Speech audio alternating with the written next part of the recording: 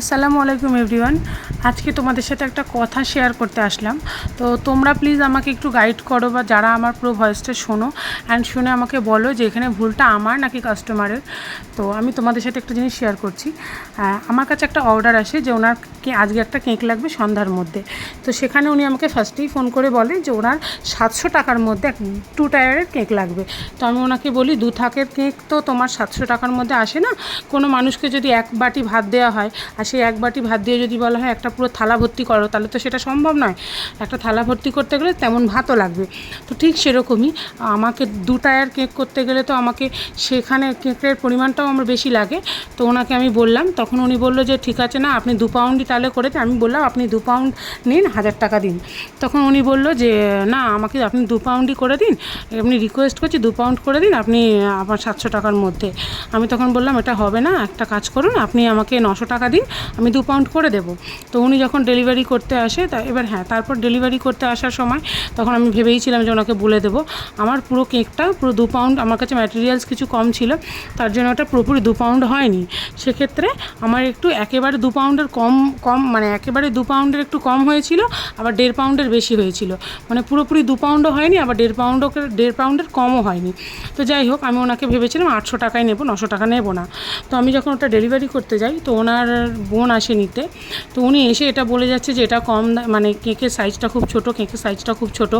উনি আবার একটা ফলের দোকান থেকে কেকটা ওজন করে, যেখানে কেকটার ওয়েট হয় 750 থেকে 800 গ্রাম, মানে একটা 1.5 পাউন্ড কেকের যা ওজন হওয়ার কথা।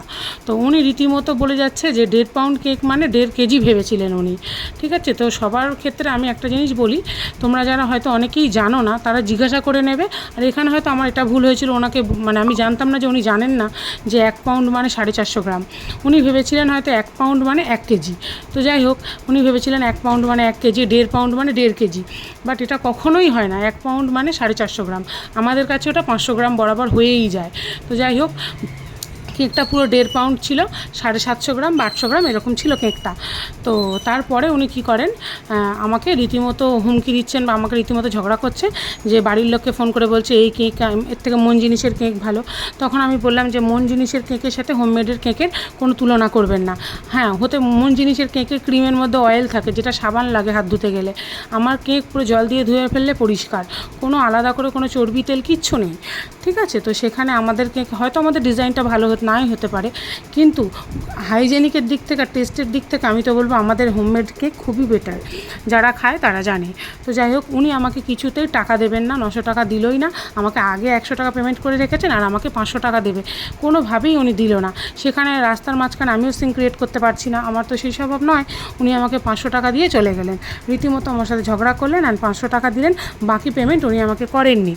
ঠিক আছে, তো এই নিয়ে আমি ওনাদের মানে যিনি আমাকে অর্ডার করেছিলেন তার সঙ্গেও কথা বললাম। উনি তো কোনো রিপ্লাইও দিলেন না, কোনো ভয়েস মেসেজ শুনলেন না, কোনো মানে রিপ্লাইও দেননি। ওনাদের মতে 1.5 পাউন্ড মানে 1.5 কেজি দেওয়া উচিত ছিল, কেন কেকটা ছোটো হবে। তাহলে এবার আপনারাই আমাকে বলুন, এই 800 টাকার কেকে আমি এই যে কেকটা দিয়েছি, এটা খারাপটা কোথায়? বা 1.5 পাউন্ড কেক দিয়েছি, 750-800 গ্রাম, এটা কি প্রবলেম আছে? যারা কেক কেনাকাটা করেন তারা খুব মোটামুটি ভালোই জানেন, যে দোকান থেকে কেক কেনাকাটা যারা করেন তারা জানেন। ঠিক আছে, যে 1.5 পাউন্ড মানে কত আর 1 পাউন্ড মানে কত। তো এখানে আমি দেখো শেষে কেকটা ওজন করেছিলাম, যখন সেই প্রত্যেকটা কেকে আমি ওজন করে দিই, সেই পিকচারটাও আমি এখানে অ্যাড করলাম 850 গ্রাম। এখানে এবার বলো আমার ভুলটা কোথায়।